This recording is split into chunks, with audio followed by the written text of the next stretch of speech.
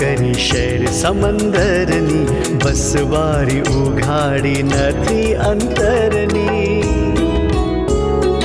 સાંભળ સાંભળ વાત કરું એક ડાપણની. સાંભળ વાત કરું એક ડાપણની, ચાલને દોસ્તી કરી લઈએ દર્પણની, પછી ફરિયાદ નહીં રહેશે કોઈ પણની. ચાલ લઈએ એકાદ સેલ્ફી સમજણની, ચાલ લઈએ એકાદ સેલ્ફી સમજણની. સેલ્ફી સમજણની, સેલ્ફી સમજણની, સેલ્ફી સમજણની. તીર્થંકરોનું યથાર્થ તત્વદર્શન. દાદાએ પોતાના જ્ઞાનમાં જોઈને ચમત્કાર વિશે બહુ જ સુંદર વૈજ્ઞાનિક તેમજ લોજિકલ પણ એક્સપ્લેનેશનો આપેલા છે. પહેલામાં પહેલી વસ્તુ તો ચમત્કારની વ્યાખ્યા શું, ચમત્કાર એટલે શું. આપણા લોકો ચમત્કાર એટલે ક્યારેય કંઈ જોયું ના હોય, સાંભળ્યું ના હોય, બન્યું ના હોય એવું કંઈક નવી જાતનું થાય તો એને ચમત્કાર માને છે. દાદાએ બહુ સુંદર ચમત્કારની વ્યાખ્યા આપી છે. ચમત્કાર એટલે જેની કોઈ નકલ ના કરી શકે, એના જેવું ફરી કોઈ કરી ના શકે. જે વસ્તુ રિપીટ થાય બીજા કરી શકે, જેની નકલ થાય એ ચમત્કાર ના કહેવાય. અને ચમત્કાર કોઈ કાળા માથાનો માનવી કરી ના શકે. આપણા લોકો જેને ચમત્કાર કહે છે ખરેખર ચમત્કાર નથી, આપણી જે ભાષામાં સમજીએ છીએ. દાદા કે ચમત્કારો કોઈ મનુષ્યકૃત હોઈ ના શકે. મનુષ્યની એવી તાકાત જ નથી કે કંઈ ચમત્કાર સર્જી શકે. જે આપણા લોકોને લાગે છે બધું અમુક સાયન્ટિફિક વૈજ્ઞાનિક હોય છે. જે વિજ્ઞાન જ્યાં સુધી ઢંકાયેલું છે, બહાર પડ્યું નથી, બધા લોકોમાં આવ્યું નથી, એને લોકો ચમત્કાર માને છે વિજ્ઞાન. દાખલા તરીકે પહેલીવાર પ્લેન ઉડ્યું, પહેલીવાર ટ્રેન એન્જિન બનાવ્યું, ત્યારે લોકોને ચમત્કાર જ લાગ્યો હશે, લાગ્યો જ તો. એટલે એન્જિન જોઈને લોકો બીતા હતા. પેલા એની બહુ સરસ વાત છે.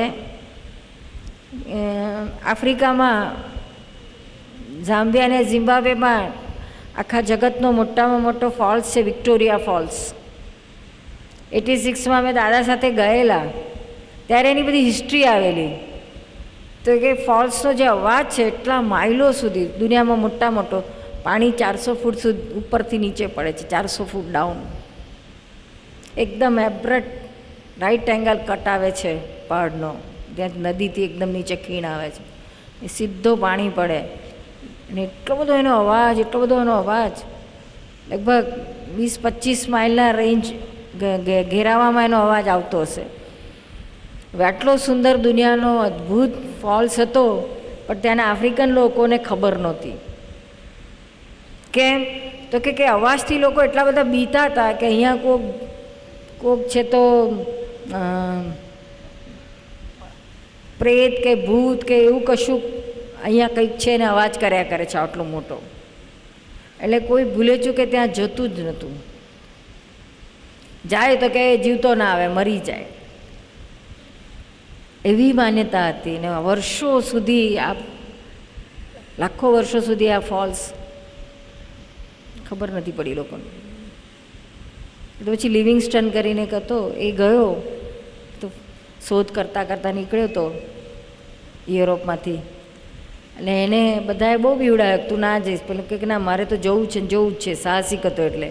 અને એને જઈને જોયું તો કહો આટલી સુંદર કુદરતની રચ. એટલે આપણે લોકો આવી રીતના કંઈક માન્યતામાં અટવાઈ જાય છે અને એને કંઈક આ કંઈક પ્રેત હશે, ભૂત હશે, કંઈક ચમત્કાર હશે કે કંઈક હશે, એવી બધી માન્યતાઓમાં આપે છે. એટલે દાદાએ આ બધી માન્યતાઓમાંથી ચોકડી મારી છે. આ જગતમાં કોઈ ચમત્કાર જેવું છે એવું માનશો જ નહીં. લોકો જાત જાતના ચમત્કારો કરીને શા માટે ચમત્કારો કરે છે? તો કે લોકોને અંજાવવા માટે. એને પોતાના તરફ એટ્રેક્ટ કરવા માટે. શું અને એ કરીને પછી એને પોતાનું કાંઈ અંગત લાભ હોય, કોઈને પૈસા જોઈતા હોય, કોઈને માન જોઈતું હોય, કોઈને કીર્તિ જોઈતું કે કંઈક જોઈતું હોય, એવી કંઈક માન્યતામાં થઈને એ અટકી જાય છે અને આવા પછી ચમત્કારો સર્જે છે પોતાના અંગત લાભ માટે. દાદા તો ત્યાં સુધી કહેતા કે કોઈ વ્યક્તિ ઉપર આકાશમાંથી સૂર્ય હાથમાં લઈને તમને દેખાડે તોય તમે એનાથી અંજાશો નહીં. કેમ? તો કે પહેલાંમાં પહેલી વસ્તુ આપણે એને પહેલું એ પૂછવાનું કે ભાઈ તું ઉપર હતો જ્યાં સૂર્યનારાયણ જ્યાં હતા ત્યાંથી અહીં નીચે લાવવાનું તારું પ્રયોજન શું છે? શાને માટે? શું તારો હેતુ છે? તો કે ખાલી અમને બધાને ઉલ્લુ બનાવવા માટે, આકર્ષવા માટે કે કંઈ અમારા પાસે ત્યારે જોઈએ છે? શું જરૂર છે? ઘણીવાર દાદાને ઘણા મહાત્માઓ કહેતા, એમાં આપણા બાબુભાઈ વડોદરાવાળા, બાબુભાઈ વકીલ, એમને જરાક ચમત્કારનો ઇન્ટરેસ્ટ હતો આ ઘણું એમ. એ પેલા ઓરિજિનલ સ્વામિનારાયણમાંથી આવતા એટલે દાદાને ઘણીવાર કહેતા કે દાદા તમે તો કંઈ ચમત્કાર જેવું કરતા નથી કે છે. આ જોને સહજાનંદ સ્વામીના આમ ચમત્કાર હતા અને ફલાણાના આમ ચમત્કાર હતા અને ફલાણા આમ ચમત્કારો કર્યા. તો કે દાદા તમે કંઈક ચમત્કાર કરો ને, તમારા પાસે તો આટલું બધું જ્ઞાન છે, આટલી બધી શક્તિ છે. દાદા કે ભાઈ મારે ચમત્કાર શાને માટે કરવાની જરૂર કે છે? આ તો હું રોકડું આપું છું. 1 કલાકમાં તમને તમારો આત્મા જાગી જાય, હું શુદ્ધાત્મા છું, જ્ઞાન પ્રગટ થઈ જાય, એથી મોટો ચમત્કાર બીજો વર્લ્ડમાં કયો હોઈ શકે? આ તો બધા ચમત્કારનો શું ફાયદો કે છે? ધારો કે હું કે છે અહીંયા ટેબલ છે કે આ ખુરશી છે, કંઈક ચમત્કાર કરીને ઉડાડું, ઊંચું નીચું કરું, તો કે બધા ટોળા લાખો લોકો અહીંયા આવશે કે છે જોવા, પણ તેથી વળશે શું? એમાં કોઈને કંઈ વળશે? કશું નહીં કે છે. ઉપરથી તમારા જે આ બધા ચોખ્ખા અને પ્યોર મારી પાસેથી પામવાવાળા છે એમને બધાને આ ટોળાવાળા તમને ફેંકી દેશે પાછળ. જે ખરા ખપી છે એને પાછળ ફેંકી દેશે અને બીજા બધા 1486 જશે કે છે. એટલે કે હું આવું કશું કરું જ નહીં ને કે છે. અમારામાં અમે ચાહીએ તો કરીએ પણ અમે અમારો અહંકાર રેડવો પડે, કેટલી બધી શક્તિઓ અમારે ગુમાવવી પડે. કરી શકાય, અહંકારથી જ થાય. અહંકાર શું ના કરે? કે એવો અહંકાર અમે વેડફીએ નહીં, અમે અહંકાર ઊભો થાય નહીં, કરીએ નહીં કે છે. એટલે ચમત્કાર ઘણીવાર દાદાની પાસે ચમત્કાર થતા હતા, નહોતા થતા એવું નહીં, પણ એને બહુ મહત્ત્વ નહોતા આપતા. એકવાર અમે બધા 2-4 બસો લઈને પાલીતાણા ગયા હતા. પછી ઉપર મેઇન મંદિરમાં દાદાએ જેવો નમો હરિયંતાણમ બોલાવ્યું કે ઉપરથી ચોખા પડ્યા હતા.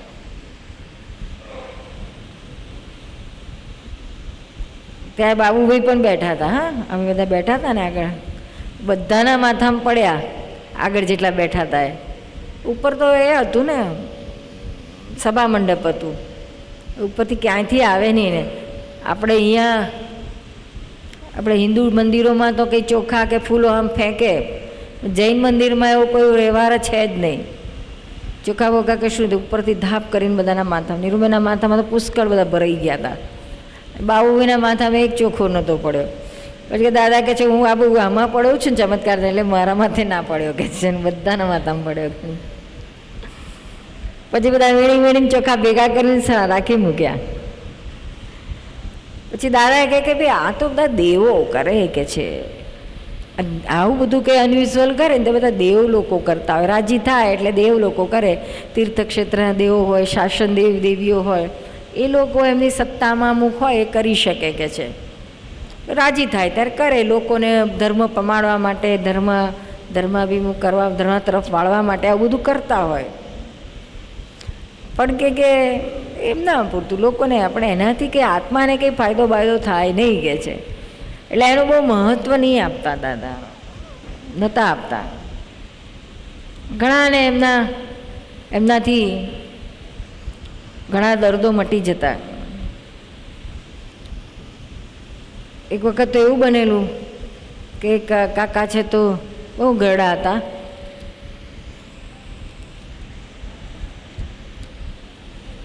કાકા બહુ ગરડા હતા, તે માંદા હતા ને વડોદરામાં, દાદા વડોદરામાં હતા ને કાકા ભાદરણના ગામના હતા. તે ભાદરણ ગામમાં એ છે તો દાદાને માટે બહુ ભક્તિભાવ હતો એમને, પણ એ છે તો પોતાની તબિયત બહુ જ હેન્ડીકેપ હતી. એમને પીઠમાં 12 વર્ષથી સખત દુખાવો હતો. એની અસર બધી શરીર ઉપર પડી, એટલે ઘરની બહાર થોડીકથી બહાર જઈ જ નહોતા શકતા. તો બહારગામ જવાનું એમના માટે શક્ય જ નહોતું. પછી એમનો બહુ ભાવ હતો, એટલે પછી દાદા સામે ચાલીને એમને દર્શન આપવા એમના ગામે ગયા, ભાદરણ ગામે. પહેલાં તો બહુ ભક્તિભાવમાં આવીને દાદાને લાંબા થઈ નમસ્કાર કરે છે, ધૂળમાં પડી. દાદાએ એમનો ભાવ જોઈને એમના દિલથી એમના વાંસે થાબડે છે, થપ્પા મારે છે. દબામ પડ્યા ત્યાંથી તો પેલા ભાઈને મટી ગયું બધું દર્દ, સાજા થઈ ગયા. પછી બધાને એ તો કઈ વળ્યા ગામમાં કે અમારા દાદા ભગવાને આવ્યા ને મને આમ ધપ્પો માર્યો ને મારું તો દૂર જ મટી ગયું. પછી દાદા તો પછી તરત તે દાડે વડોદરા જતા રહેલા. પછી બીજે દાડેથી બધાને જેવી ખબર પડી એટલે લોકોએ ક્યુ લાગી, વડોદરા લોકો દાદાને ઘર આગળ. કોઈ કંઈક મારે આ બીમારી છે, દાદા મને ધપ્પો મારેલો, પછી કે મને આ બીમારી છે, ધપ્પો મારેલો, આ બીમારી. એ બધા ટોળે વળ્યા એમની પાછળ. પછી દાદાએ તો ધીમે ધીમે કહ્યું, ભાઈ જો હું ફાકું છું તો મારે સંડાસ ઉતરે છે, તો તમારું શું કરી આપવાનો જ કે છે. મારા હાથમાં કશું છે નહીં, આ તો કે કાગનું બેસવું ને ડાળનું તૂટવું એના જેવી વાત છે કે છે. એટલે આમાં કંઈ મારું કંઈ કરામત છે નહીં, આમાં મને કશું આવડે નહીં, કશું ફાવે નહીં કે છે. હવે ચમત્કાર અમે નથી કરતા કે કોઈ નથી કરી શકતું. એટલે આવી ચમત્કારની દાદાના માટે લોકોને બહુ હતું. અમને અત્યારે ઘણા લોકો કહે છે ને કે બેન બને એવું, પણ એમાં કે તો બધું સાયન્ટિફિક સર્કમસ્ટેન્શિયલ એવિડન્સ છે. ઘણાને ખબર નહીં, 1-2 કેસ તો એવા, 2-3 કેસ એવા બનેલા કે જેને કેન્સર હતું, છેલ્લામાં છેલ્લું અવસ્થા હોય. ડૉક્ટરે કહ્યું કે આપણા મહેશભાઈ બેઠા છે ને એમના જ મોટા ભાઈને એવું થયેલું. ડૉક્ટરે કહ્યું કે રાજા પેલા વલસાડવાળા, હવે તો અમદાવાદવાળા થઈ ગયા. તે બધાએ કહ્યું કે આમના ભાઈ કે છે લઈ ટાટામાંથી કંઈ જતા રહો ઘેર, હવે તમને કંઈ મળવાનું નથી, 15 દાડાના મહેમાન છે. એ ટાઈમમાં અમે વલસાડ ગયા તો એમને મહેશભાઈ તો મારો ભાઈ દાદાને તો માનતા નથી, એકવાર દર્શન કરેલા, પણ આજ કંઈ બીજું તો કાંઈ નહીં, પણ છેલ્લે બેન કંઈ વિધિ કરે, આશીર્વાદ આપે તો એમનું કંઈક સારું થઈ જાય. તે પછી અમે એમને બહુ ભાવ હતો એટલે ઓકે આપણે જઈએ, પણ તો બીજું તો કંઈ ખબર નહીં. એમને વિધિ કરીને દાદા ભગવાન અસીમ જય કરો, દાદાનો સિમંદર સ્વામી ફોટો મૂકીને કોઈ હવે બોલ્યા કરજો ને દોયા કરજો ભગવાનને સામે. પરાણે બોલતા હતા. એમને ગળાનું કેન્સર હતું. આ બધું એને બધું કામ નહોતું આપતું કશું. અહીંયા ટ્યુબથી ફીડિંગ કરાવતા હતા. It's Dada Bhagwan Foundation presentation. Trimandir Sankul, Adalaj, District Gandhinagar, Gujarat. Phone 9327 010101.